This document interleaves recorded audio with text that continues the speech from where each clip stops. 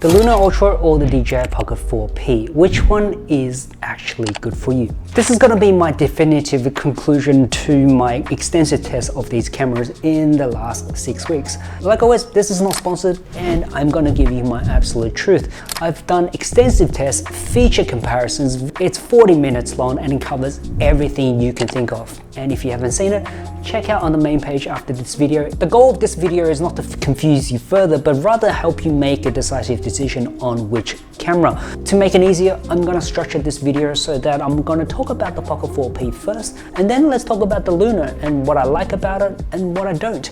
And finally, just a conclusion on thoughts on what I think these cameras are for and which one I will be choosing. So let's talk about the Pocket 4P.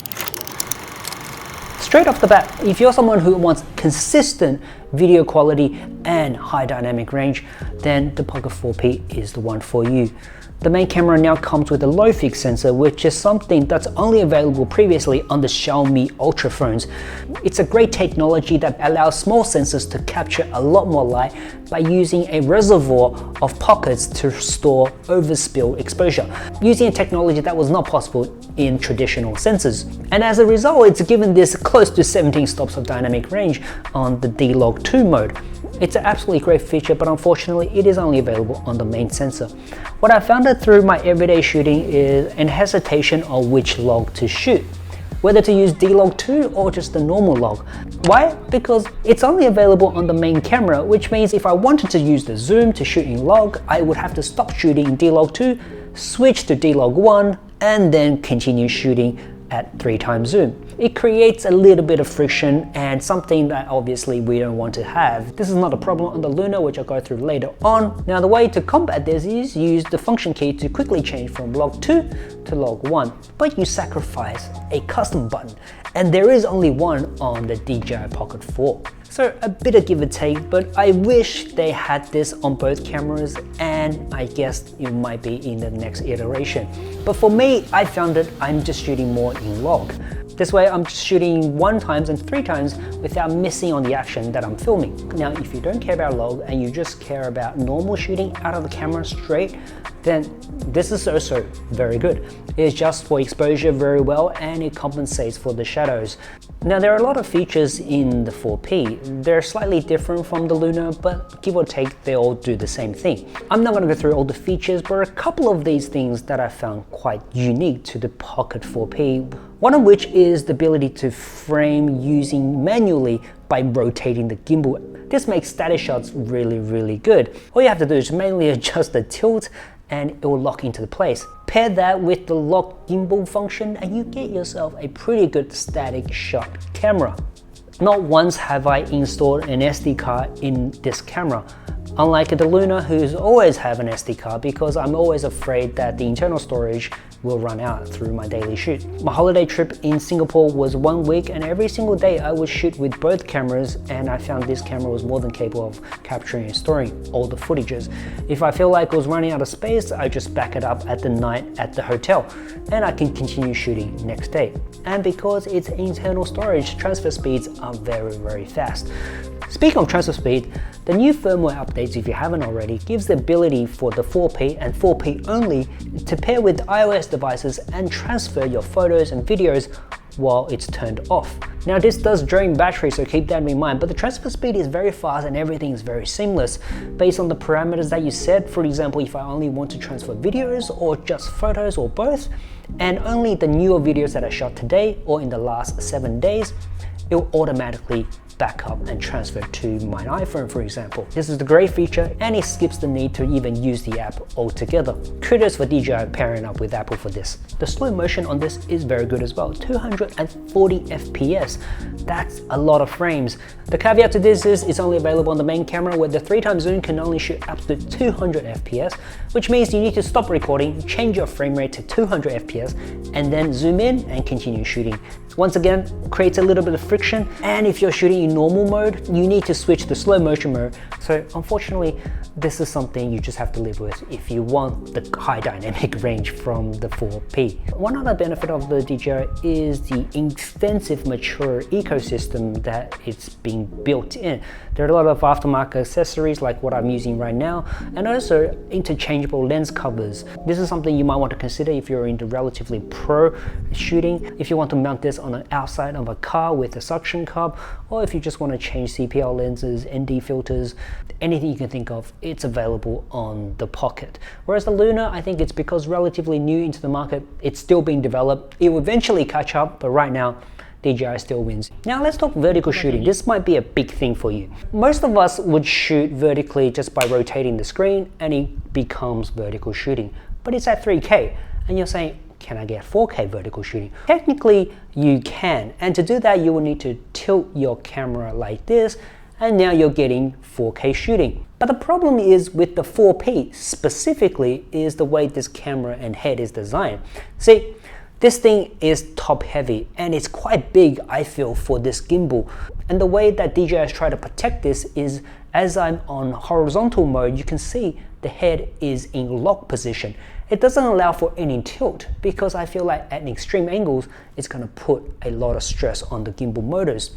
How do I know this? Because look, if I go down or up, you're limited 45 degrees either way. This is not the case on the Luna, by the way, only on the 4P. Or if you're shooting barrel roll or extreme angle, you'll get something like this. The vibration comes to the gimbal and further emphasized my point that the gimbal isn't strong enough to support this head. If you do get this during shooting, just auto recalibrate the gimbal in the setting itself, so it does rectify the issue, but over time you're gonna get some vibration anyways. Also, this sound doesn't help.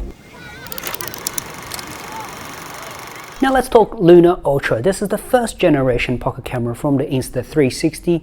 It's taken a lot of inspiration from the Pocket cameras and it's made it a little bit better, at least at the time of release. This is a camera that was designed from the ground up with the user in mind, not only from its user interface, but a lot of the functionalities throughout. Yes, the dynamic range is not comparable to the DJI.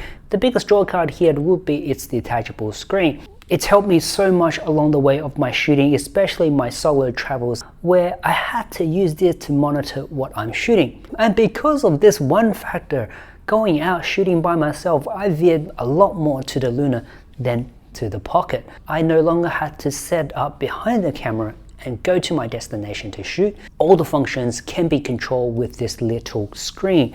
And if you did have the wireless Pro microphone from Insta360, not only does it pair seamlessly, but using this, I could wake up the device and control its recordings with a click of a button remotely.